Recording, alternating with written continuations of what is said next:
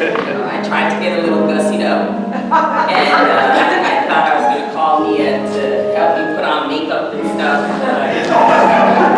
She took all the makeup. And then I put on heels. My knees started to knock, so I took the heels off. Okay, so it's also funny that I'm up here because when I was little, I used to preach to the plants in the living room at home.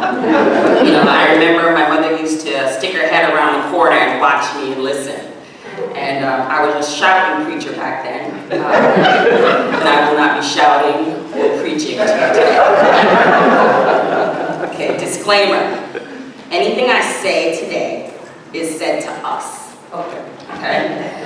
If anyone feels like shots are fired, please know that I'm also firing at myself. But I'm not really firing shots. The pastor did not get a chance to pre-screen this speech. So if you don't like it, don't quite blame him. When starting to write this speech, I did not want the speech to be about me. I wanted it to focus on God. But I decided a little of me had to be sprinkled in here for you to hear where I was coming from or to relate to where I was going. I believe I will not be before you for more than 10 minutes, if that.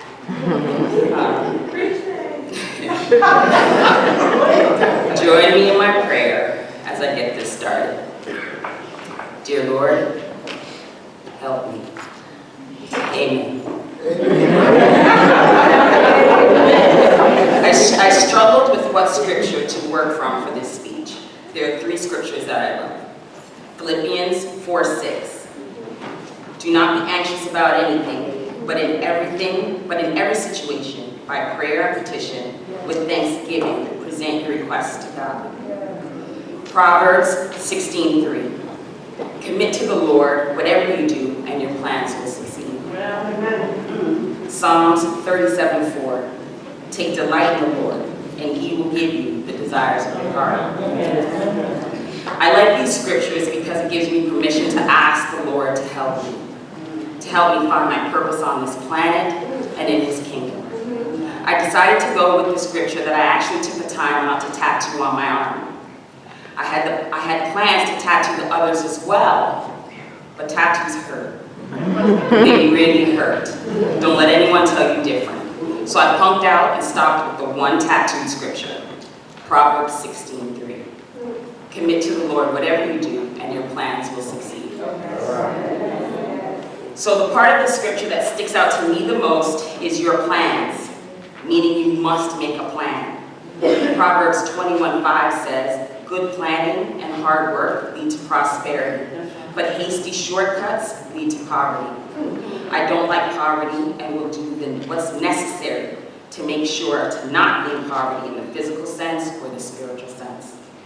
We all make plans. We make plans for lunch, to exercise, to go clubbing. Well, maybe not all of us make plans to go clubbing, but the point is we make plans. How many of us make those plans and commit them to the Lord? Without committing the plans to the Lord, I believe most may fail. I always plan to get to church on time. That's a bad example. I plan to get to work by 7:30. I fail the majority of the time. I plan to get to the gym, lift some weights, do some cardio, but I've failed there too. I've gotten as far as placing the gym bag in the car trunk, and that's where it stayed. I plan to get up before 5 a.m. And then I think, why? Why would anyone want to rise at that hour? The sun is not up at that hour. My bigger problem was I did not commit these plans to the Lord. I noticed that when I planned to get that lemon meringue cheesecake from Cheesecake Factory, I followed the Lord over and over to make sure that they had some left, that I had the cash in my pocket to obtain the overpriced slice of heaven, and room in my belly to make it fit. And on that front, the Lord has never failed me.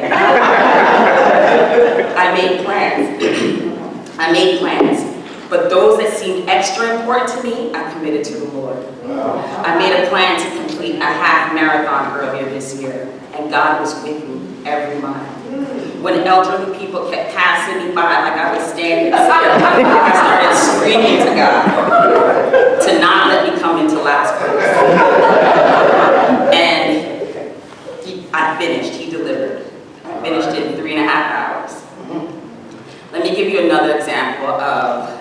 making a plan and committing it to the Lord. You all know my bubblegum drop, Nia. Nia had a college that she was accepted to and wanted to attend. The school cost over $70,000 per year. I told her I was not paying $70,000 for her to go there. I explained to her that she was not paying $70,000 to go there either. She understood. But she looked at me and said, "Mom, I don't know how, but I'm going to Berkeley." Keep in mind, she had two of the top music schools, Juilliard and Manhattan School of Music, courting her, even though she hadn't even applied to those schools yet. She knew Berkeley was where she needed to be. Nia had a level of faith that I did not possess. While I was making plans for her to go to a different school and transfer to Berkeley at a later date, she was busy with God. She took my tattoo and she placed it on her heart. Easter Sunday, Nia came down to this altar and gave the issue over to God. She had been working on a plan.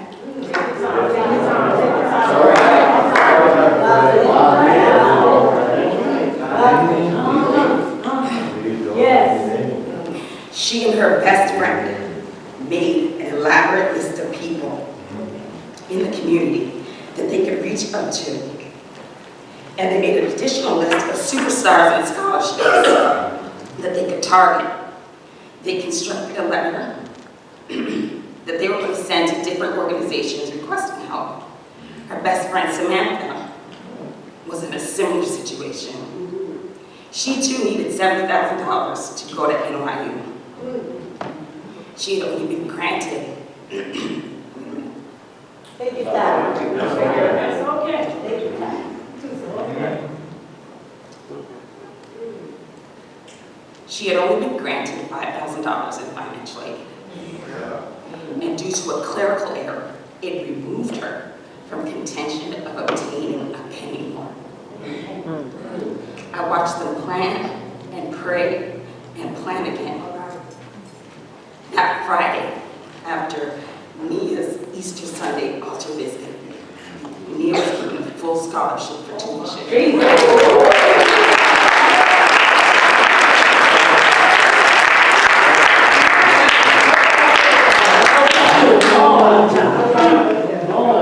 Samantha's joy came a few weeks later.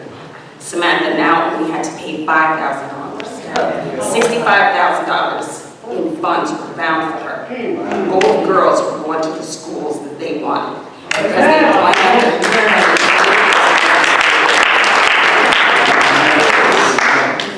So I ask, what plans have you made for your life and your church? Does Phillips have a written short-term or long-term plan? Our lay makes up the church with the exemption of the clergy. The lay makes up various boards, the choir, and the committees. I don't think there's a person here who is not committed to something, somewhere within this church. What is the plan? Collectively and individually, we need to develop plans to not only help our church grow, but help our personal growth in the Lord. Amen. As a church, we have been here for over 100 years, and we would like to be here long after we are each gone. Wow. We cannot achieve that without a plan of action, and our lay is the key. Lay choir, let's learn a new song each month. Have a list of new songs to choose from. Lay steward board. Let's figure out a way to help our boards raise money that does not overly tax the members we have. Even though I know you guys already make $1 out of 15 cents. When we have dinner sales, let's put a sign outside. Let's have signs that we can put on the corner that direct folk in off the street. Yes, we are a part of a sketchy community at times, but we have to plan for that too. Every other lay person, let's look at the things that other churches may be doing that may have sparked your interest and figure out a way that you may be able to bring it here and present it to leadership. Leadership, let's be open to trying new things. Let's figure out ways to make things happen instead of looking at obstacles that may be in our way. Lay, have we thought about why we don't really invite others to church? Older folk are not changing churches. Middle-aged and and young 25-year-olds like myself will bounce from church to church and find what fits them. We have to make a plan to make anyone that comes through that door want to stay and come back. Not only because we would like their behinds in the pews, but also because it's a place where you can find spiritual growth. Phillips is not like other churches. From what I can see, there's little drama. And there are people here that are willing to serve God in their community. I remember when Mrs. Robinson invited me to come. I told her, listen, I'm not with all that calling out the visitor stuff, so if you see me, leave me alone. And Mrs. Robinson put me on blast anyway. And Phillips, you were so welcoming and genuine. One of the reasons I came back was a song. If it had not been for the Lord on my side, where would I be? I heard that song and I was done. I came back week after week hoping to hear them sing that song again, and it took forever for them to sing it again. If the Lord was not on our side, where would we be? Would we be here? The Lord is with Phillips, so let's make some plans. Let's put some dates on them. Let's put some steps of execution, committed to God, and let's act on it. We can't be lazy-led. We have to be dedicated and active and help to bring to Phillips what you would want to see and what we know God would approve of. Here's my commitment to Phillips and the Lord. I will show up to church on time. I will place church events on my phone calendar, and I will try my best to make sure I attend and support each one of them. I will find a way to serve my community every month outside of these doors. What plan will you make today and execute? Lay, let's get busy. So, I'm done. Join me in my prayer